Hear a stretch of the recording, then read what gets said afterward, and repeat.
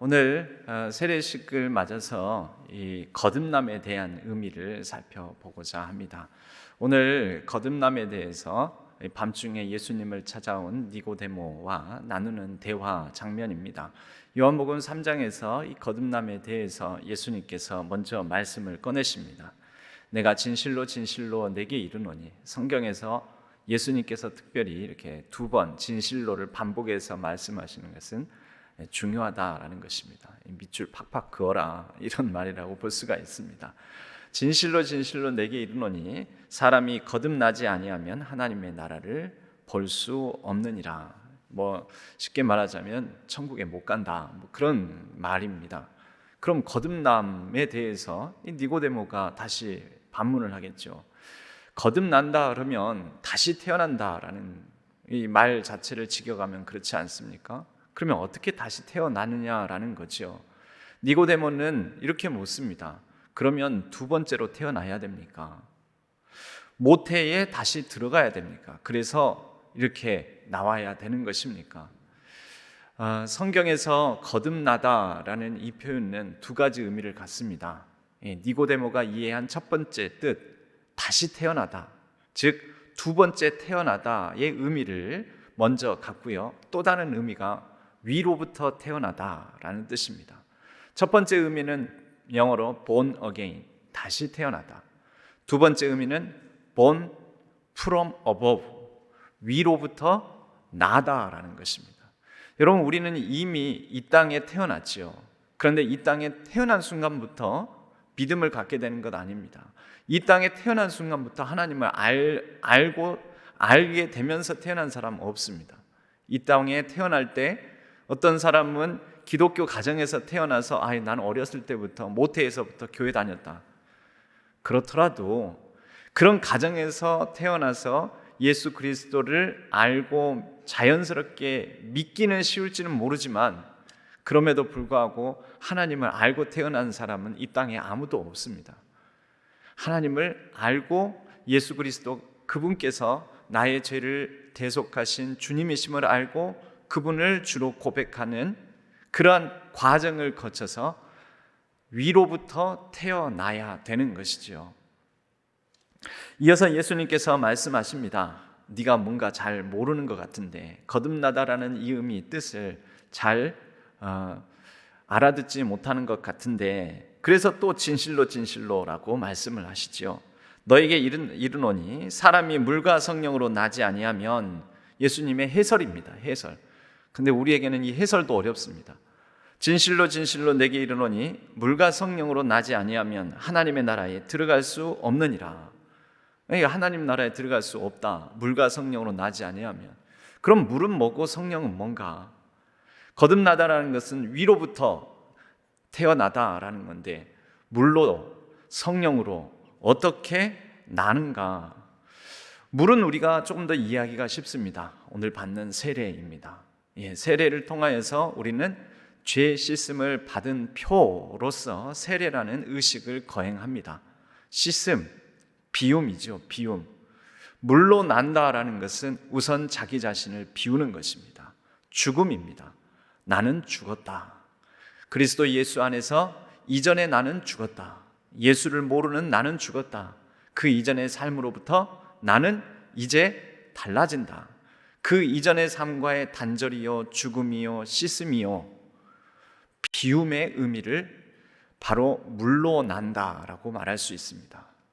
그럼 성령은 무엇입니까? 성령으로 난다라는 것은 무슨 뜻일까요?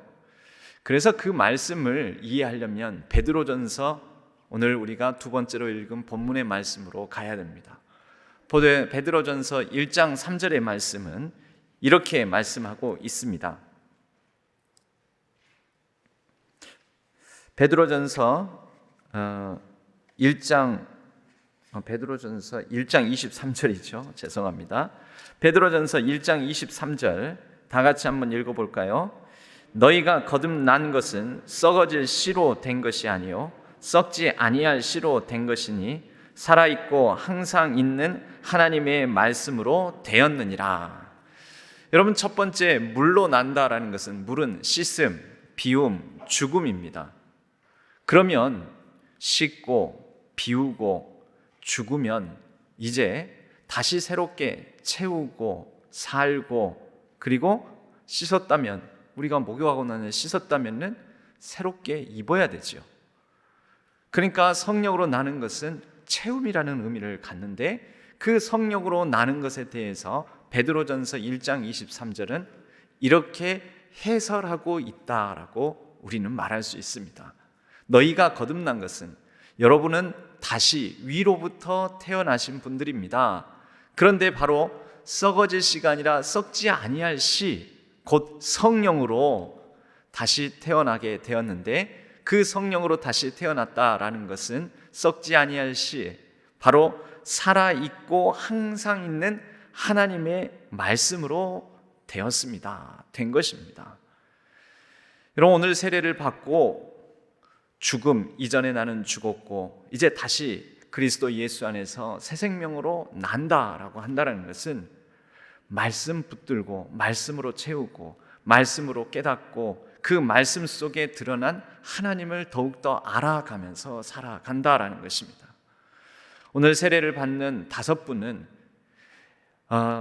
바로 물로 씻음을 받는 오늘 세례를 받았지만, 이 이후부터는 채우는 과정, 말씀으로 하나님의 말씀을 붙들고 말씀으로 예수 그리스도를 더욱더 깊이 있게 알아가고, 그 말씀을 통하여서 자기 자신을 드러내신 하나님과의 더 깊은 인격적인 교제를 하시면서 더욱더 깊이 있는 신앙인으로 성장하고 자라는 그런 신실한 하나님의 사람이 되어 가시기를 바랍니다.